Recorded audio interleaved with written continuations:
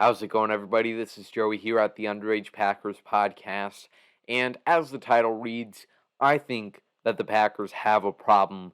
This 2022 team has obviously not lived up to expectations.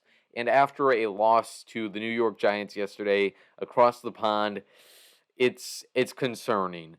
The Giants, coming into this game are not only known to not be the most talented team in the NFL, even though they might be on the come up with their new head coach and Brian Dable and Saquon Barkley looking like he was worth that second selection in the draft a few years back. Despite those two things, they are known not to be very talented, and they are also dealing with a multitude of injuries to key players like Aziz Ojulari, Leonard Williams, Kadarius Toney, Kenny Golladay, and a few other players. You also have their starting quarterback Daniel Jones dealing with an ankle injury, and he was still able to play though. And the Packers, after a strong start on both sides of the ball, they collapse and they end up losing 27-20. Incredibly tough to watch. And the Packers this season have been tough to watch in every single one of their games, even though they are 3-2. In the past few games, the Packers have played just a weak brand of football. And we always were thinking in the back of our minds as Packers fans, okay, eventually, if the Packers continue to play like this, they're going to lose more games. And today, against a team in the New York Giants, not the strongest team in the league, they lose. And that weak brand where they play really strong in the first half and then just fold in the second half, don't put points on the board, that came up to kill them, and they ended up getting their second loss on the season. And while it was valid to dismiss poor performances, even though they did both end in wins for the Green Bay Packers, it was easy to dismiss the performances against New England and also Tampa Bay as just bad days for the team, and they'll work it off eventually. But now in Week 5 against the Giants, I think it's cause for long-term concern how this season is going to look for the Packers.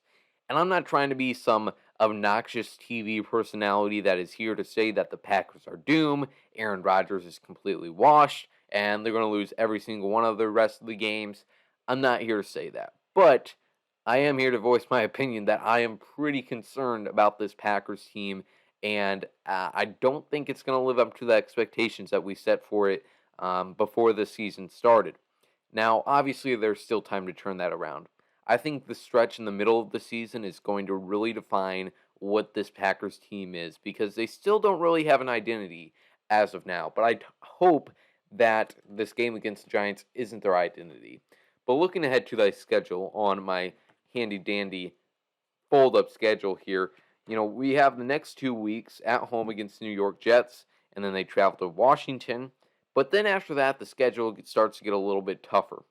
They then host Buffalo, or no, they travel to Buffalo. So they travel to Buffalo for Sunday Night Football on October 30th for Week 8. Then an easier one in Detroit. But then, once again, they have Dallas, then Tennessee, then the undefeated, as of now, Philadelphia Eagles, then the Bears, then the bye week, and then the Los Angeles Rams. That's a tough stretch. And they also have quite a bit to go until their bye week. The Packers had the option to, after they played in London, to automatically have their bye week go after in the week after that. And a lot of teams take that option, but the Packers said no. We're facing the Giants, and they ended up losing the game. But now they have to wait to what is Week 14 for their bye, and it comes at a good time.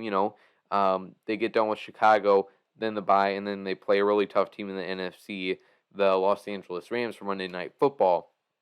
But that stretch of the season is going to be really tough, and I think it will tell us a lot about how the Packers' final record will look like.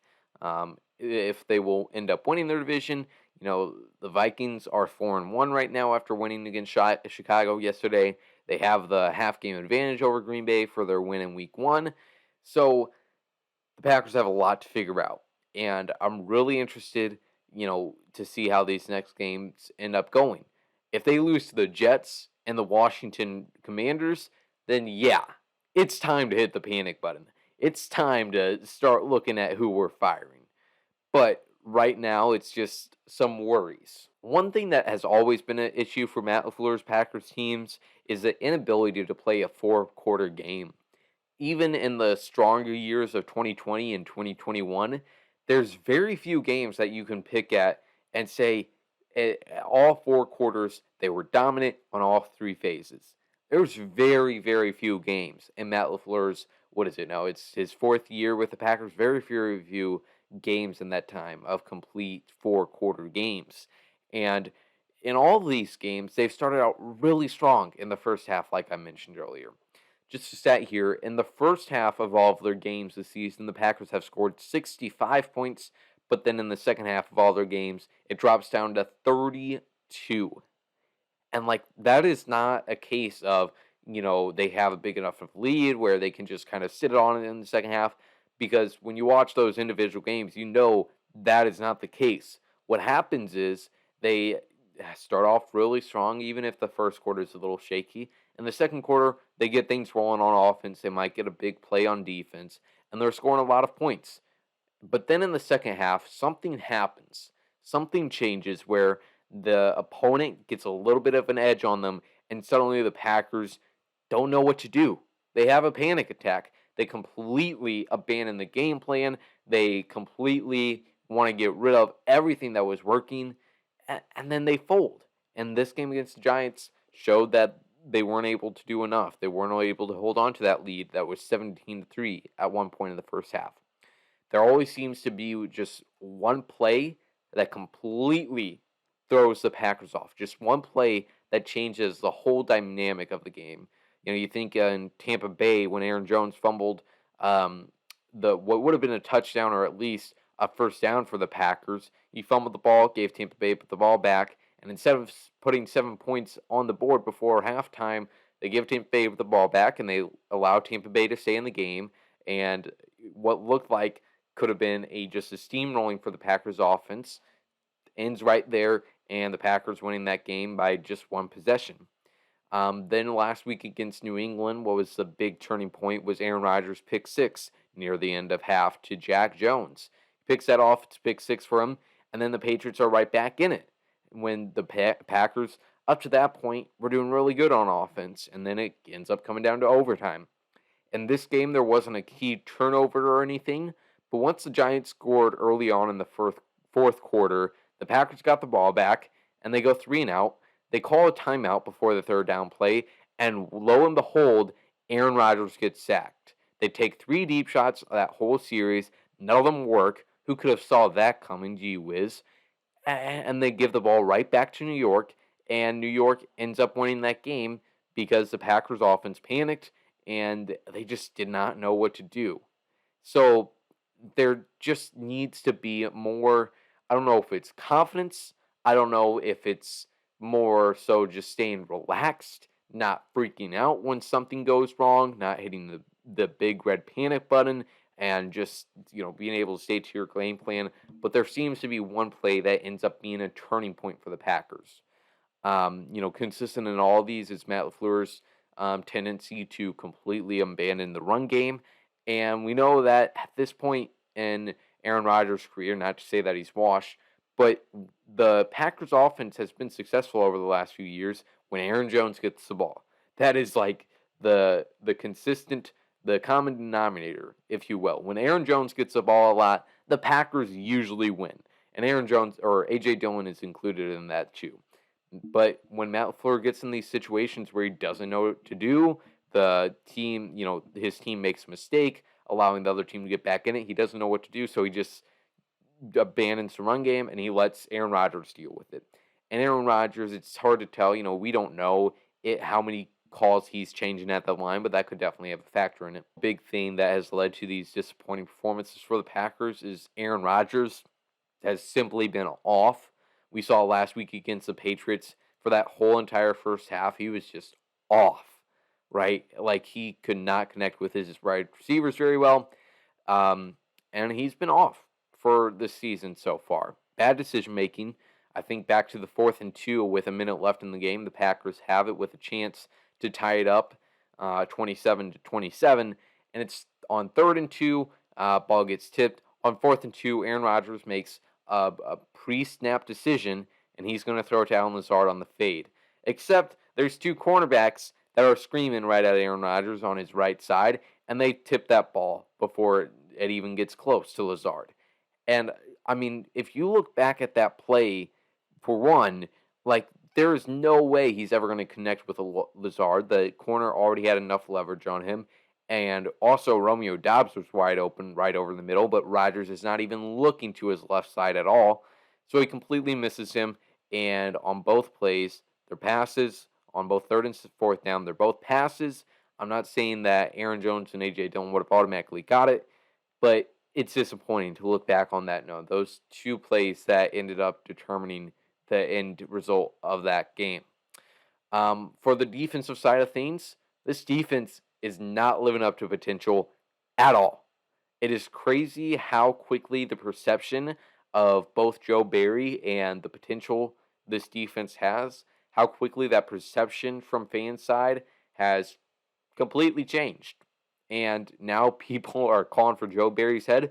Understandably, I cannot believe how soft this defense has been going up against two very injured offenses the last 2 weeks. Right, there was a play that Andy Herman posted where Jair Alexander is playing 12 yards off of a practice squad wide receiver.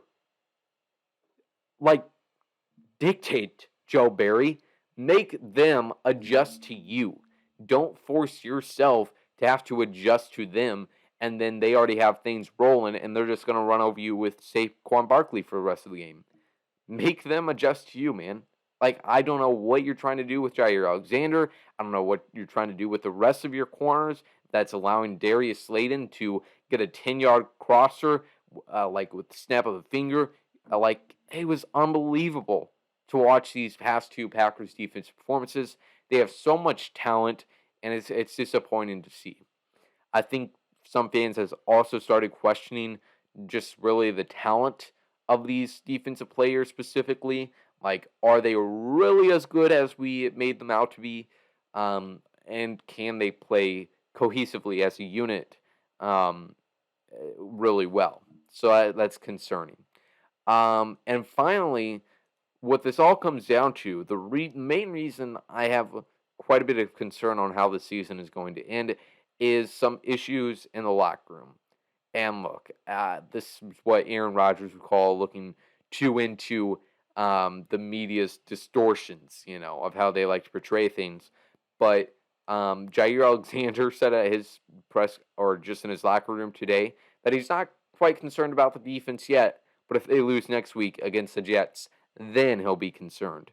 And then also you had Aaron Jones. I'm just going to play this clip from him. I put my money on it. You give me an. I put my money on it. It's 2 yards no matter what. I put my money on it. You give me an AJ 2 downs to get 2 yards. I put my money on it. So, but at the same time, I'm not the quarterback, so I don't know what A-Rod's seeing. And they made a good defensive play to bat it down. So, doesn't sound like too resounding of a comment from Aaron Jones regarding his coaching staff, nor his quarterback's decisions at the line of scrimmage.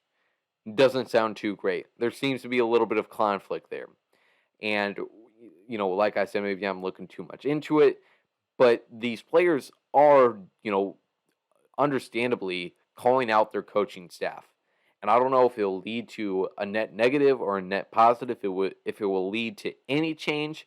But, you also think back to two things. I think back to Jair Alexander after week 1 saying that he really wanted to man up on Justin Jefferson the whole game, but he pretty much throws the coaching staff under the bus and saying, hey, it was their decision to play zone, and that's why Justin Jefferson gained 200 yards on us or whatever and 3 touchdowns.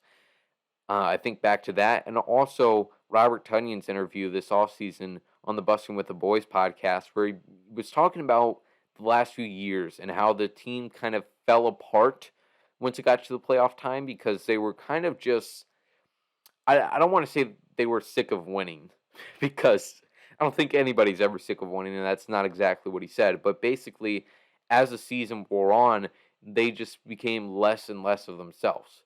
It almost got too easy for them. And I think there is something to that for this season. This is mostly the same group that has gone 13-3 2 times and 19-20, and then 13-4 in 2021. I don't know what it's like in an NFL locker room and the dynamics there and all the relationships, but there's possibly something to be said that after, winning 13 games the past 3 seasons, that they kind of just expect that to happen. And I'm sure, not to discredit any of the effort the players are putting in, but are they possibly just expecting them to be a dominant NFC team without having to win grinders like this one against New York? I don't know, man. I have my concerns about this Packers team. I have faith that they will figure it out, but I'm also concerned that this could end up being a season where they finish 9-7. You see, I think this season ends up going one of two ways.